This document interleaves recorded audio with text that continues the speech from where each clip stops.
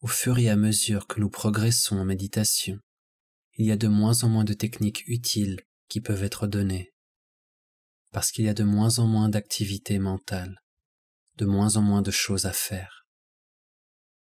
Nous nous rapprochons de la réalisation de l'immobilité, ou plus exactement nous réalisons cette conscience primordiale qui est au-delà de l'immobilité et du mouvement, mais qui est pourtant exactement l'immobilité et le mouvement.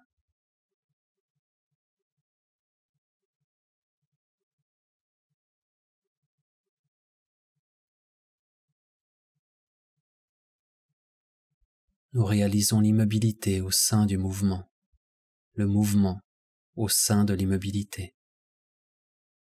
Une autre façon de dire cela, c'est que nous réalisons le champ de changement, l'énergie intérieure, d'être vide de soi, d'être dépourvu de limitation.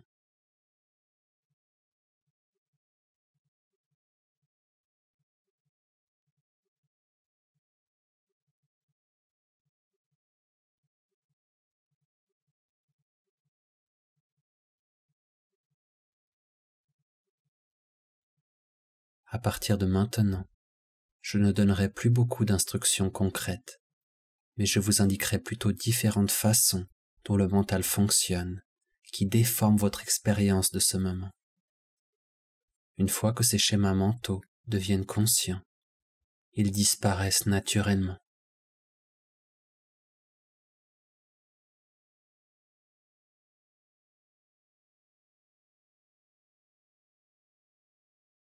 Nous ne voulons pas ajouter davantage à notre mental conditionné, mais plutôt libérer l'énergie du mental limité afin qu'elle circule librement, en nous reconnectant et en faisant grandir l'arbre de vie à l'intérieur, en développant les organes de perception spirituelle supérieure qui vous relient aux aspects cachés de vous-même.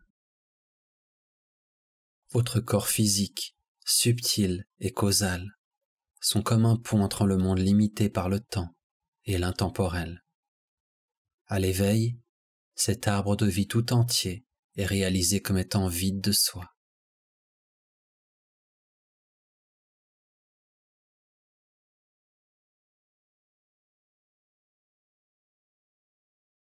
La méditation consiste à être attentif à ce qui est, sans juger, sans étiqueter, sans avoir des préférences basées sur des souvenirs passés.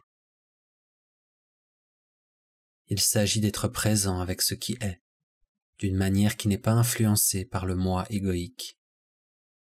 Si le mental limité fait quelque chose, c'est en réaction à une certaine insatisfaction avec ce qui est.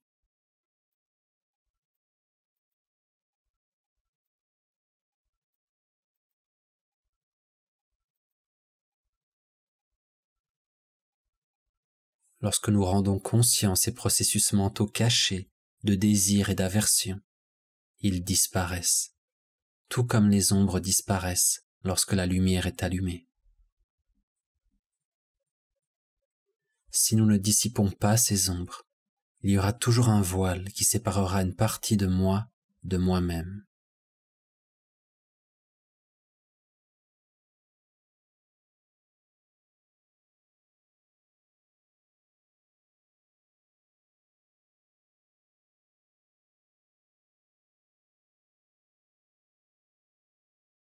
La méditation, samadhi, c'est découvrir et unir toutes les parties de soi-même.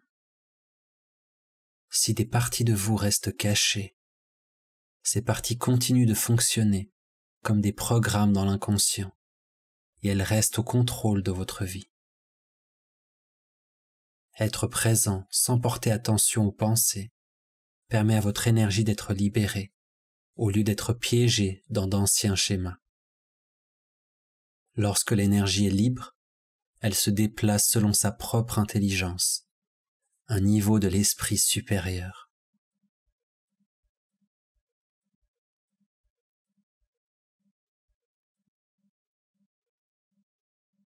Si je continue à vous dire comment méditer ou comment être présent, alors vous serez attentif à mes paroles plutôt qu'à ce qui se passe dans votre moment présent.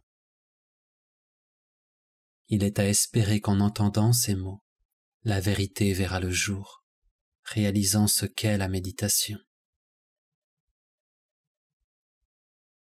Si je vous donne une technique, alors vous essayerez de faire quelque chose, et cette action maintiendra le tourbillon du mental actif.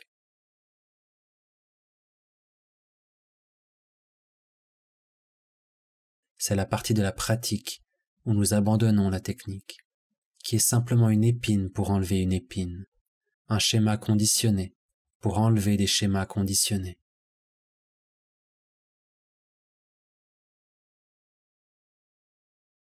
Le maître zen, Dogen, a dit que la méditation est la dissolution du mental et du corps. Pour réaliser la dissolution du mental et du corps, il a donné l'instruction « Asseyez-vous simplement ».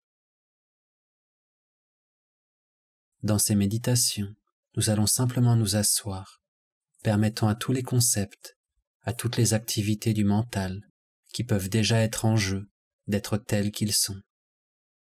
Ne pas nous laisser prendre par eux et ne pas les repousser. C'est ce que l'on appelle parfois la conscience non choisie.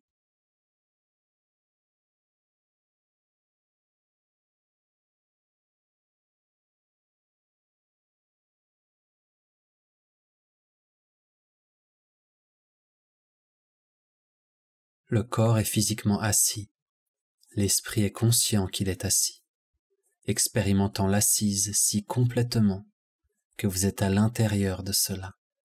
Vous fusionnez avec cela. Vous devenez l'assise. L'assise devient vous-même.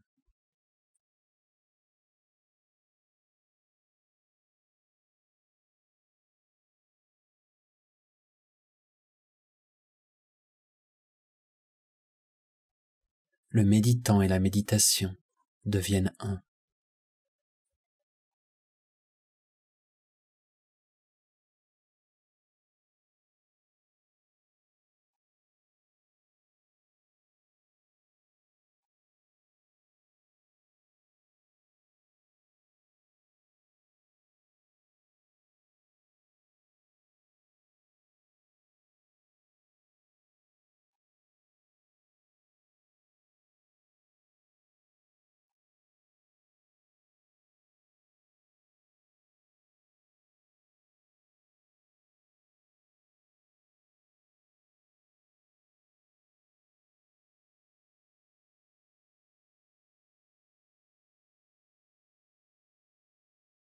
Amenez la conscience au sentiment du temps qui passe.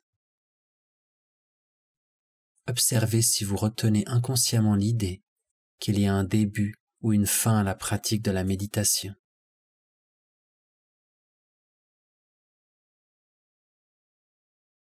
Abandonnez-vous à l'éternel maintenant.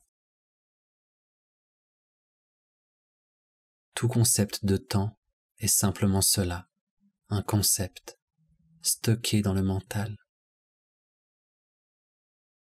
Lorsque ce moment n'est pas filtré par les conditionnements du passé, il n'y a que le présent. Il n'y a pas de temps psychologique si nous restons conscients. Et pourtant, il n'y a pas de fin au temps. Tout ce qui advient se déploie dans l'éternel maintenant.